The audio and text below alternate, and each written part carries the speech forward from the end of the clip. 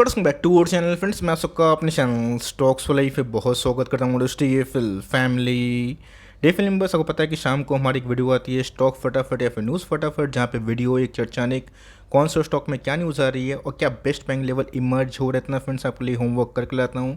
आपसे रिक्वेस्ट है वीडियो के एंड तक बने रहे, क्योंकि आज के दिन बहुत बड़ी बड़ी अपडेट्स हैं। चैनल फर्स्ट टाइम होंगे सब्सक्राइब कर सकते हैं इस तरह क्वालिटी कंटेंट को सबसे पहले एक्सेस करने के लिए। Now without dealing any for time, let's begin. इस बात की जाए बाजार की, थोड़ी बहुत हरियाली हमें एमपीसी मीट के आउटकम के बाद देखने को मिली, बट इसी बीच में गैस आज एमपीसी मीट में ऐतिहासिक फैसला लिया जाता हुआ देखने को मिला, जहां फाइनली गैस गवर्नर ने पॉज तो इंडिकेट किया है, बट उस पर कुछ कन्फ्यूजन है मोमेंट कि आने वाले कल में सही में राइस होगा या फिर नहीं होगा। वो तो गैस बात की बात है, बट येस इस न्यूज़ को गैस एफआईएस ने वेलकम किया है, जहाँ पे डीआईएस ने ऑलमोस्ट 1000 करोड़ के आसपास बिकवाली करी है। तो मार्केट में गैस आपको अच्छे से पता है कि एफआईएस ने पिछले 1.5 सालों से बल्क मात्रा में बिकवाली करी है, और जब जब से गैस एफआईएस की हमें वापसी देखने को मिल रही है, वैसे वैसे गैस डीआईएस ने थोड़ी बहुत हमें प्रॉफिट बुकिंग करते हुए ज़रूर दिखाया है। मार्केट में गैस एफआईएस के आने से वॉल्यूम में बहुत ही इजाफा होता है। आपने देखा दोस्तों कि बहुत सारे मिड कैप स्मॉल कैप में अचानक से हमें रैली विटनेस होते हुए देखने को मिली।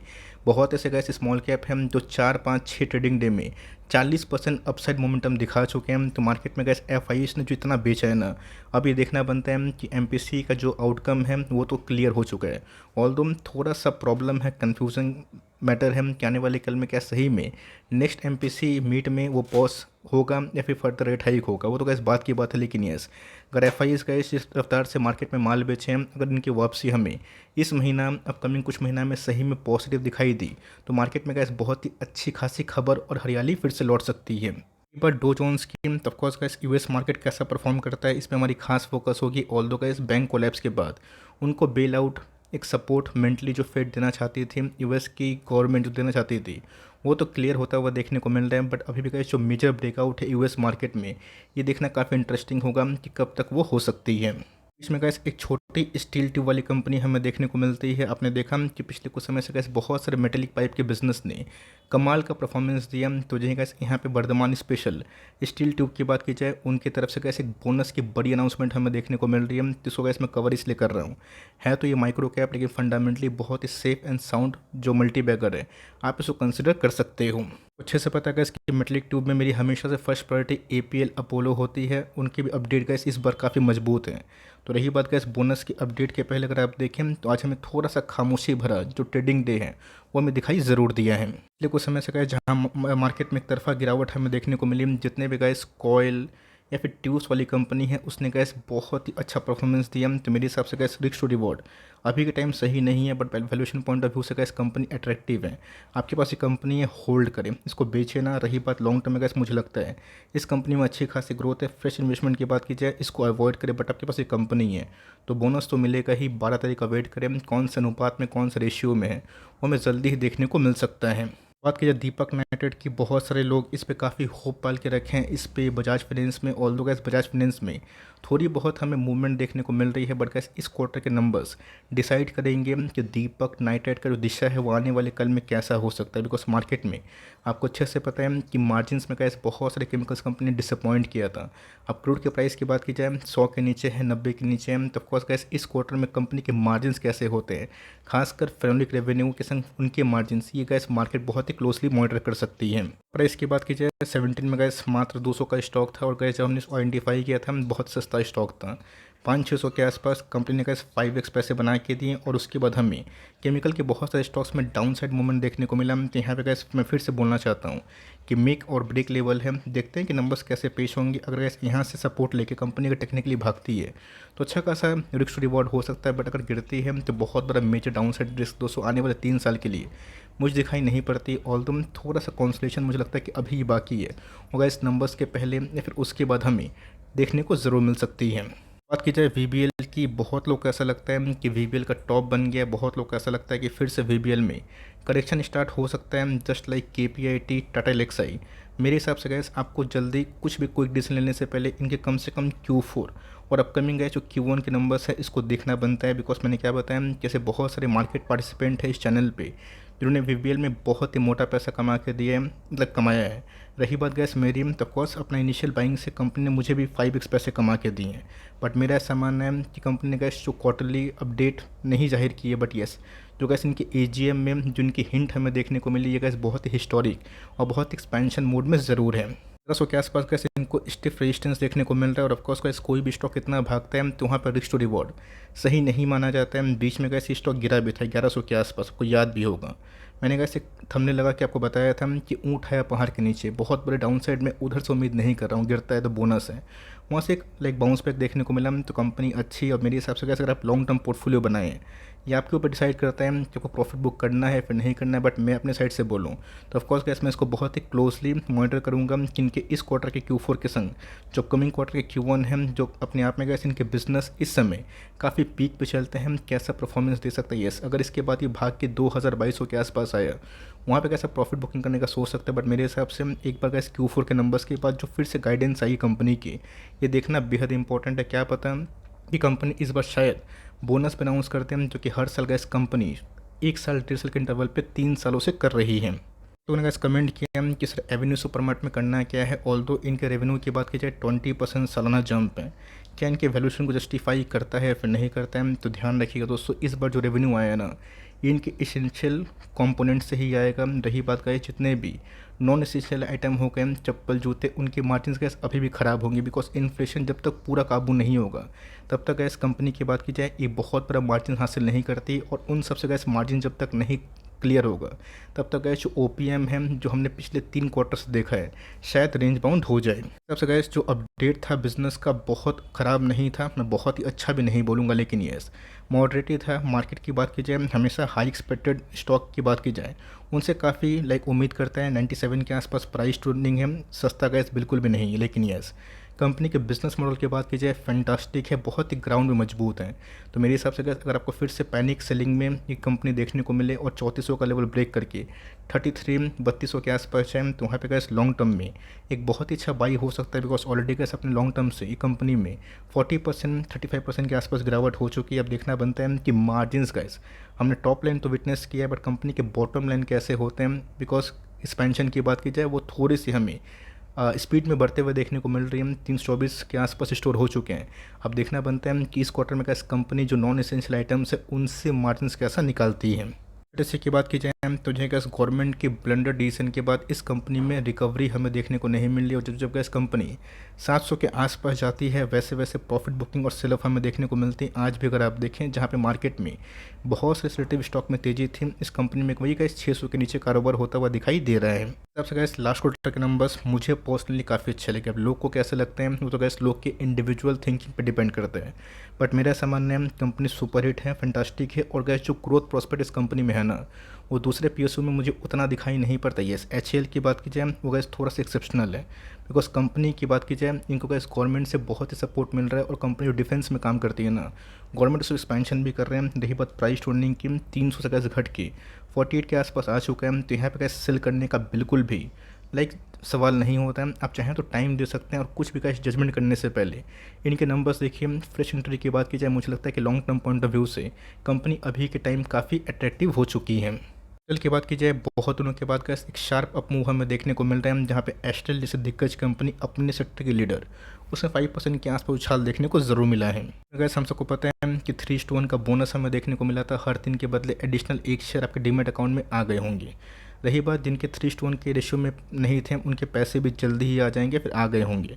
रही बात कंपनी की, तो फंडामेंटली वेरी स्ट्रॉन्ग है। तब कोर्स गैस नंबर्स के पहले बहुत लोग ऑप्टिमिस्टिक इसलिए हैं बिकॉज कंपनी ने गैस जो इसके पहले अपनी Q3 की रणनीति के बाद जो बताया था इन्वेंट्रीज का प्रॉब्लम, शायद गैस उसमें राहत मिल सकता है। एक बार गैस अगर इन्वेंट्रीज का प्रॉब्लम पाइप एंड पीवीसी को लेकर सॉल्व हुआ, तो बहुत सारी gas beaten down pipe PVC का बिजनेस आने वाले एक आध क्वार्टर के लिए चलने के लिए बहुत ही अच्छा रेडी हो सकता है। एयर पेंट की बात की जाए, एशियन पेंट की बात की जाए, उन सब में भी गाइस क्रूड के फ्लक्चुएशन प्राइस से काफ़ी कंफ्यूजिंग माहौल चार्ट पे हमें देखने को मिल रहा है। बट गाइस इस बार मेरी फोकस होगी कि बर्जर पेंट का जो ग्रोथ है ना, वो डबल डिजिट में होता है फिर नहीं। ऐसा मानना है गाइस कि फर्दर जो गुंजाइश है गिरावट की, यहाँ से मुझे बहुत दिखाई नहीं पड़ता है। बिकॉज ऑलरेडी गाइस बहुत सारे पेंट बिजनेस लास्ट 2 साल से क्रूड के बढ़ते प्राइस से काफ़ी सेटबैक खा चुके हैं। बट मेरा ऐसा मानना है अगर गैस डबल एट में कंपनी अपना ग्रोथ पोस्ट करती है तो इधर से गैस शार्प अप मूव हो सकती है।